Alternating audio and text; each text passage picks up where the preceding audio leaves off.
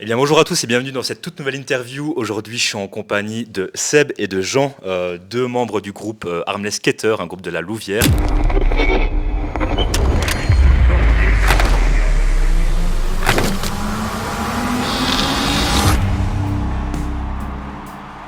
Bonjour Seb, merci d'être venu ici chez 7000. Salut Alex, merci pour l'invitation.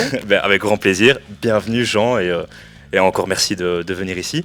On va commencer directement par rentrer dans le vif du sujet. Mais tout d'abord, pourquoi Armless Skater? Comment vous vous êtes échappé d'un hôpital psychiatrique pour faire un groupe? On s'est échappé d'un hôpital psychiatrique, c'est pas tout à fait vrai. En fait, on s'est rencontrés en psychiatrie parce qu'on est des collègues de boulot. D'accord.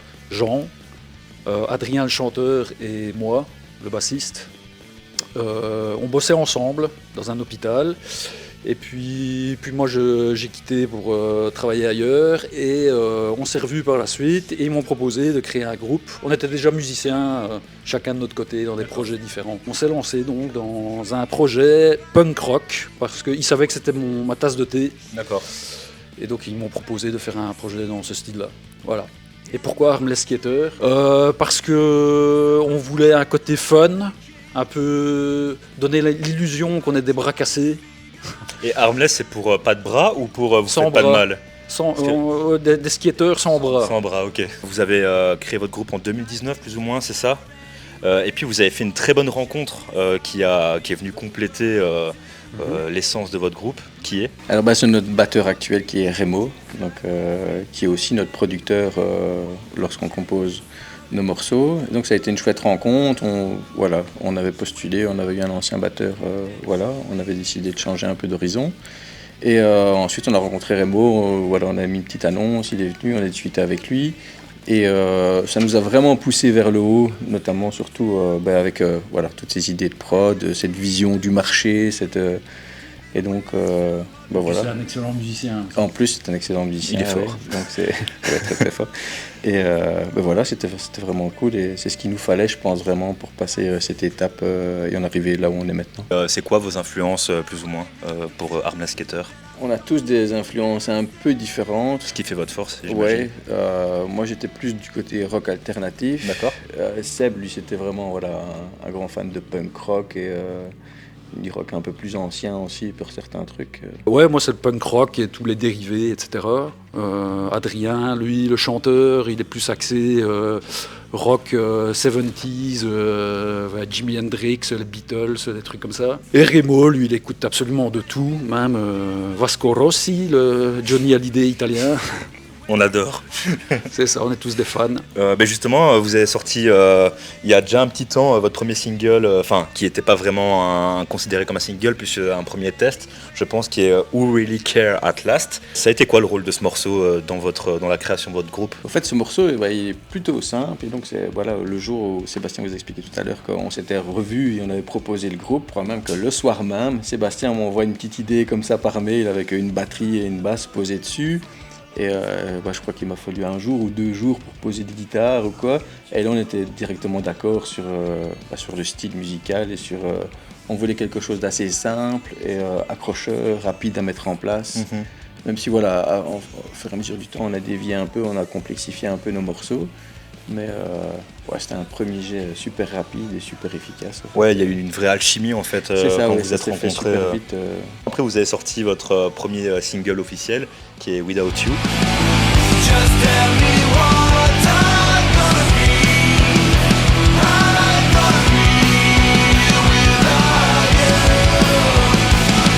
you. Ça a été quoi la différence entre le premier jet, on va dire, et cette concrétisation de single qui est sorti vraiment partout sur les plateformes et qui a été diffusé beaucoup plus? Ça a été beaucoup plus travaillé, Without You, beaucoup plus réfléchi dans les parties musicales.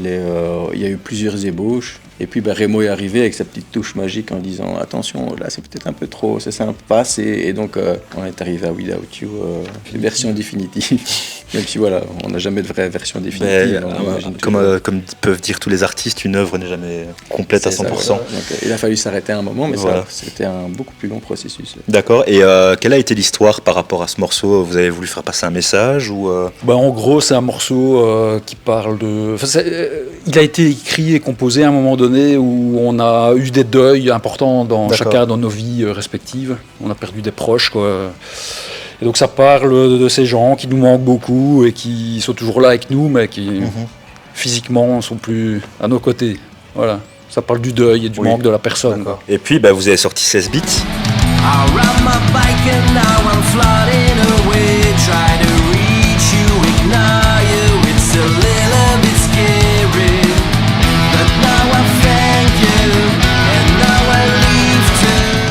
Pour ce qui est du clip, on est un groupe qui se débrouille tout seul parce qu'on n'a aucune structure autour de nous, donc on est dans le do-it-yourself à fond. Voilà. Au fait, au moment de la création du morceau, à aucun moment on avait parlé ou imaginé que ça parlerait de jeux vidéo. D'accord. Et donc, en tout cas aussi bien pour Seb que pour moi, qui avons créé tout ce qui est musical. L'idée est vraiment venue d'Adrien, chanteur, qui a posé son texte dessus, et puis on a appris que ça parlait de jeux vidéo. Et puis notre ancien batteur avait créé un petit son MIDI, comme ça, qu'on avait utilisé par le passé et qu'on a réutilisé ici, qui justement mettait en marche la mélodie du chant. Okay. Et donc c'est venu surenchérir sur le fait de l'univers jeu vidéo, et c'est comme ça que c'est parti. Voilà, là on a parlé purement de production et de sortie musicale. Parlons un peu scène. Ça a été quoi votre scène coup de cœur durant votre carrière? Notre scène coup de cœur, je vais dire que de manière générale, partout où on joue, on se donne à fond et on prend du plaisir à être sur scène. Qui est 200 personnes, qu'il y en ait 4, voilà, ça peut arriver. Je vais dire jusqu'à présent, on a joué essentiellement dans des cafés ou des petits clubs.